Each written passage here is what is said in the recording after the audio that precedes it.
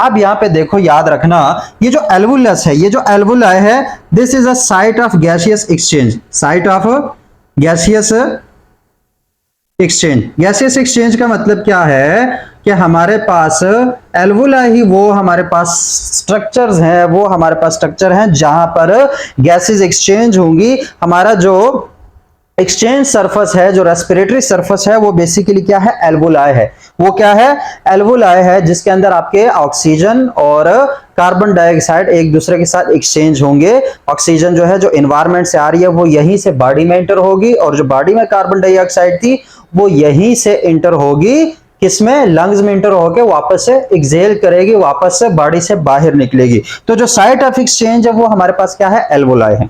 वो क्या है, एल्वुलाई। अब ये जो एल्वुलाई है, बिलफर्ज यहां पे फिर से मैं एल्वुलाई बना देता हूं क्योंकि ये काफी इंपॉर्टेंट है इसको बताना।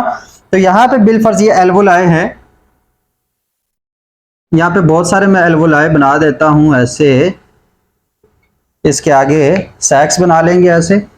ये हमारे पास बिलफर्ज ये एल्वुलाई है, एल्वुलर डक्ट्स के साथ कनेक्टेड है। अब ये जो एल्वुलाई है, इस हर एल्वुलाई को या पूरे स्ट्रक्चर को हमारे जो वेन्स और आर्टरीज का जो निजाम है, जो सर्कुलेटरी सिस्टम है, उसने इसको घेरे होता है, इसको इनक्लोज किया हुआ है। कैसे कि बिलफर्ज हमारे पास ये एक आती है ऐसे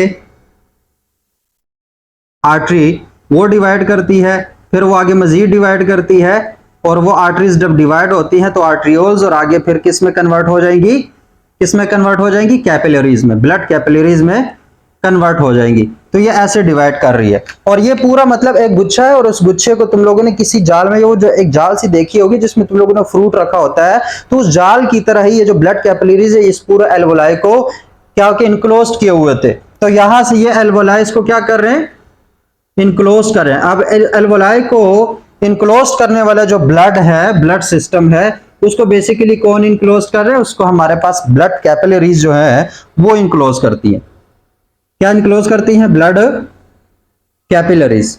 अब ब्लड कैपिलरीज इसको क्यों इनक्लोज कर रही है, क्योंकि भाई सीधी सी बात है, जो हमारे पास ऑक्सीजन है या जो हमारे पास कार्बन डाइऑक्साइड है, उसने अगर पूरी बॉडी में ट्रांसपोर्ट होना है तो उसको ब्लड में शामिल होना पड़ेगा, क्योंकि ब्लड पूरी बॉडी में जो है वो क्या हो रहा होता है, उसकी तरसील हो रही होती है, वो हमारे पास ट्रांसपोर्ट हो रहा होता है। तो फिर अगर हमने ऑक्सीजन पूरी बॉडी में ट्रांसपोर्ट करना है तो उसको ब्लड में शामिल करवाना है। किस में शामिल करवाना है, ब्लड में। या फिर अगर हमारे पास कार्बन डाइऑक्साइड है तो वो भी पहले ब्लड में शामिल होती है, उसके बाद वो लंग्स के पास जाती है। तो वो ब्लड ही है जिससे हम ऑक्सीजन, जिसको हम ऑक्सीजन देंगे और उससे कार्बन डाइऑक्साइड लेंगे। तो इस वजह से ये जो ब्लड कैपिलरी सिस्टम है, इसने एल्वुलाई को क्या किया होता है, इनक्लोज किया होता है, उसको घेरे हुए होते हैं, उसको पकड़े हुए होता है। और यहां पर जो हमारे पास ये एक ये है और एक हमारे पास ये है, तो इस एक को मैं नाम दे देता हूं पल्मोनरी आर्टरी। क्या नाम दे देता हूं,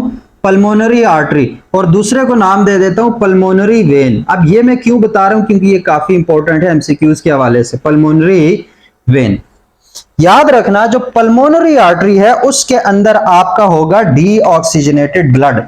ये आप ऑलरेडी भी शायद पढ़ चुके हैं। जो पल्मोनरी आर्टरी है उसके अंदर आपका क्या है, डीऑक्सीजनेटेड ब्लड। ठीक है, क्या है, डीऑक्सीजनेटेड ब्लड। जबकि जो पल्मोनरी वेन है उसके अंदर आपके ऑक्सीजनेटेड ब्लड है। क्या है, ऑक्सीजनेटेड ब्लड है। बाकी जो हमारे पास वेन्स है उसी के ये उलट चल रहा है। पल्मोनरी जहां पर भी नाम है आपने उलट कर देना है।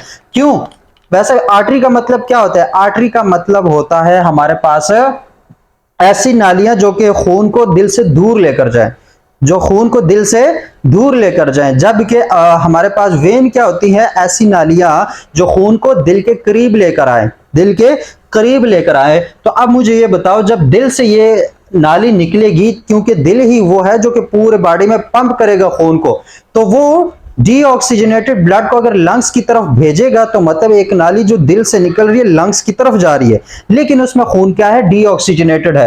तो इसके अंदर डीऑक्सीजनेटेड खून होगा, हालांकि बाकी जितनी भी हमारे पास आर्टरीज है उसके अंदर ऑक्सीजनेटेड खून होता है, लेकिन पल्मोनरी आर्टरी एक ऐसी आर्टरी है जिसके अंदर डीऑक्सीजनेटेड खून होगा, वो लंग्स की तरफ आएगा, लंग्स की तरफ आने के बाद वो साफ होगा और जो ऑक्सीजनेटेड ब्लड है वो पल्मोनरी वेन के थ्रू दिल की तरफ जाएगी, पल्मोनरी वेन की तरफ के थ्रू किधर जाएगी, दिल की तरफ जाएगी। तो ये था हमारे पास एल्वोलाई। अब ये जो एल्वोलाई है, अगर इसके अंदर की हम बात करें, मतलब इसके अंदर जो हमने कहा था कि इसके अंदर म्यूकस मेम्ब्रेन होती है वो सारे, तो उनका क्या बनता है वो उस चीज को भी जरा गौर से देखो कि उनका बनता क्या है। अब बेसिकली जब हमने नेजल कैविटी से या नोज से शुरू किया था तो हमने कहा था कि म्यूकस मेम्ब्रेन में बेसिकली एक किस्म की एपिथेलियम होती है, किस तरह की, सिलिएटेड होती है। क्या होती है, सिलिएटेड, सही उसका नाम लिखो जो सिलिएटेड सूडो, क्या है, सूडो स्ट्रेटिफाइड एपिथेलियम। उस एपिथेलियम की टाइप क्या है, ciliated pseudo stratified. Pseudo stratified का मतलब ये थोड़े लंबे लंबे होंगे, ऐसे सेल्स होंगे, क्या होंगे, ऐसे सेल्स होंगे लंबे लंबे से, जिसके अंदर ये एक न्यूक्लियस भी बना लेते हैं और इनके ऊपर हमारे पास बेसिकली क्या लगे होते हैं, मतलब सीलिया टाइप होते हैं, ऐसे क्या होते हैं, सीलिया टाइप होते हैं। इनको क्या बोलते हैं, इनको बोलते हैं सूडो स्ट्रेटिफाइड सिलिएटेड एपिथेलियम। तो इस तरह का ये हमारे पास नोज से शुरू किया तो हमने कहा था कि इसकी लाइनिंग में ये मतलब ऐसे, ये बिल्कुल यहाँ पे लाइनिंग है और इस लाइन के अंदर ऐसे ये सेल्स लगे हुए थे जिसके ऊपर सीलिए थे, जिसके ऊपर क्या था, सीलिया था। ऐसा ही है इस तरफ भी, इस तरफ भी, जिसका काम क्या था, जिसका काम ट्रैपिंग में हेल्प करना था। किस में हेल्प कर रहा था, ट्रैपिंग में। तो ये जो सिलिएटेड सूडो स्ट्रेटिफाइड एपिथेलियम है ये मैक्सिमम जो है, ये जैसे जैसे नीचे आते जाओगे तो ये जो है ना साइज में भी कम होते चले जाएंगे और इसकी सीलिया भी कम होते चले जाएंगे। इवन जब तुम लोग ब्रोंक्यूल्स या फिर एल्वोलस तक पहुंचते हो तो ये जो एपिथेलियम है ये सिलिएटेड सूडो स्ट्रेटिफाइड से कन्वर्ट हो चुका है सिंपल स्क्वैमस एपिथेलियम में। किसमें, स्क्वैमस एपिथेलियम में ये कन्वर्ट हो चुका होता है। अब स्क्वैमस एपिथेलियम भी टाइप है सेल की, आगे इंशाल्लाह पढ़ोगे या कहीं पढ़ा होगा कि वो सिलिएटेड सूडो स्ट्रेटिफाइड से किस एपिथेलियम में कन्वर्ट हो चुका होता है, सिंपल स्क्वैमस एपिथेलियम में। सिंपल जो स्क्वैमस एपिथेलियम है उसके अंदर कोई सीलिया आपको नहीं मिलेंगे और ये वाला जो साइज है, जो ये हमारे पास क्या है कि वन जैसे जैसे हम आगे आते जाएंगे तो ये साइज में ऐसे एक दूसरे के क्लोज होना शुरू हो जाएंगे, ये छोटे होना शुरू हो जाएंगे ऐसे, और स्क्वैमस एपिथेलियम के पास पहुंचते पहुंचे मतलब उस शेप में कन्वर्ट होते होते ये ऐसे हो जाएंगे, क्या हो जाएंगे, ये इस शेप में आ जाएंगे। अब देखो ये क्या है, एक दूसरे के करीब होते गए और छोटे होते गए, हालांकि वो इस शेप में आ गए और उन पे सीलिया खत्म हो गया। तो इसका मतलब क्या है कि यहां से जैसे जैसे आते जाएंगे ना तो ये यहाँ पे जो स्पेस है, मतलब यहाँ पे ये जो डिस्टेंस है, ये डिस्टेंस आहिस्ता आहिस्ता आहिस्ता कम होता चला जाएगा। इवन जब यहां तक पहुंचोगे तो ये डिस्टेंस बहुत कम रह गया होगा, बहुत क्या रह गया होगा, कम रह गया होगा।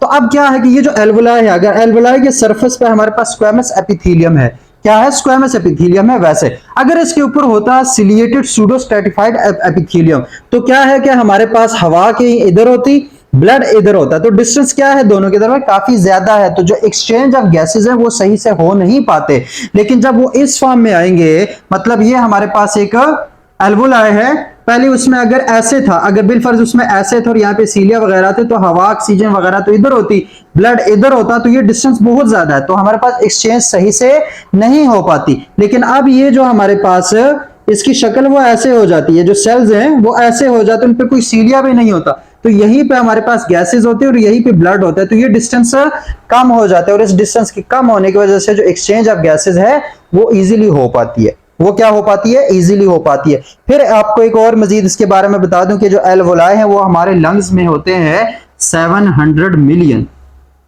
700 मिलियन बराए नाम, मतलब हम बोल सकते हैं कितने ज्यादा है। जरा सोचो अगर 700 मिलियन को हम कन्वर्ट करें पावर की फॉर्म में तो ये 10 रेज़्ड पावर 8 हमारे पास क्या होंगे, एल्वोलाई होंगे। लंग्स के अंदर कितने हैं 7.0 × 10⁸ एल्वोलाई। फिर उसके बाद इसकी क्या खूबियां होनी चाहिए एल्वोलस की, वो हमारे पास रेस्पिरेटरी सरफेस की प्रॉपर्टीज हैं। जो इस चैप्टर का सबसे पहला हमारे पास टॉपिक है वो है बेसिकली हमारे अंदर एल्वोलाई के अंदर वो टॉपिक पढ़ाना चाहिए, क्योंकि एल्वोलाई ही हमारे पास साइट ऑफ गैसियस एक्सचेंज है।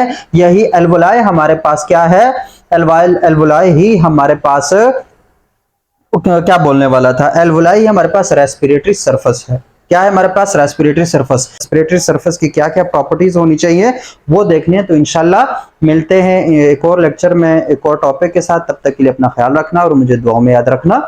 अल्लाह हाफिज।